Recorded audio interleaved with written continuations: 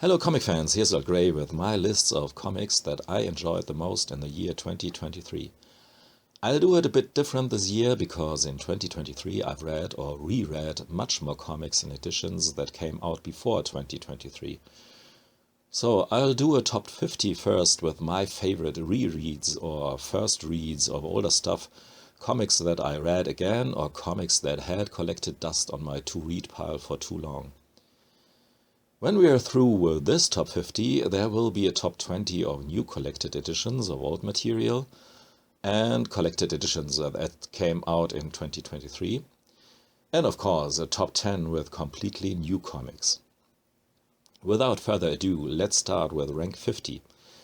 Vagabond. Amazing art, very European looking actually.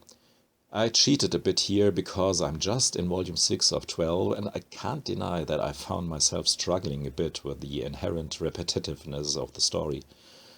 For me it's very hard to relate to these samurai characters on their killing spree.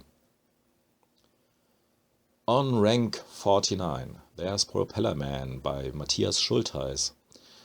An old edition of an early attempt of one of Germany's lesser unknown cartoonists. In Germany, Schultheis is a well-known cartoonist, but I doubt that over the pond somebody knows of his work.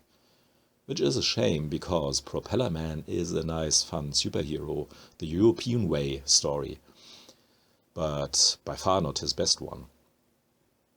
Talking about not the best comics by impressive cartoonists. On 48 we have Nylon Man by Hermann. A goofy satire making fun of a narcissistic friend who happens to be the writer of the story. Pretty interesting, but to enjoy it really you have to read the informative essay in the book as well. On 47, there's the Rick Master tome I read once in a while. In this case it was volume 22. Probably not the only one with Rick Master, aka Ricochet, that I've read. Nice, fun, light-hearted detective stories with sometimes a surprisingly high body count. On 46, there's actually not a real comic, but The Great War, by Joe Sacco, detailing one day in the First World War. The beginning of the Battle of the Somme in one big Leporello. Very intriguing. The angle we supervise the scenery is almost the same like in some kids' book. It's maybe a bit detached that way, but not less pungent, if this is the right word. Clover Press started not only to reprint Terry and the Pirates in a bigger format, but has started to reprint the very first collected edition of Dick Tracy in the format of the later IDW ones. Now I wonder if this should be not in the next category with new editions, but well, it's borderline. Anyhow, beautiful book, fascinating to see the first steps of Chester Gould's detective now in a decent format. On 44 I have two flirty, sexy older European albums, Flirts by Max Caban and Little Ego by Vittorio Giardino, while Caban delivers short stories that explore more often than not the darker side of coming of age. Giardino embraces full-heartedly some cheesecakey possibilities of drawing sexy little stories with a fun twist. On 43, well, I've told you about that guy before, Matthias Schultheis. Kaputt in der City, I guess I don't have to translate that title even if you don't understand German. It's an anthology of adaptations of short stories by Charles Bukowski.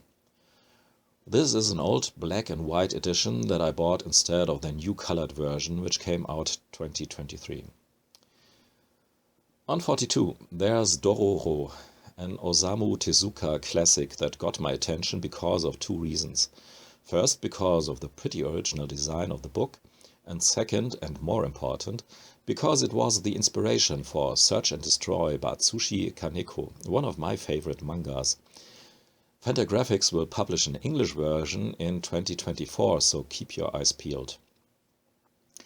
Last book for this video is rank 41, a German classic that is probably not known elsewhere. Nick Knatterton by Manfred Schmidt, goofy detective stories that had been published in German magazines in the 50s. There was even one movie adaptation, maybe even two or more, I don't know. These stories are still very enjoyable. The texts by Manfred Schmidt are very idiosyncratic and playful, almost not to translate, so it's very likely that Nick Knatterton will stay unknown to the rest of the world, which is quite a shame. But there will be much more to show you in terms of comics that I've read in 2023. So until next time, thanks for listening and watching. Goodbye.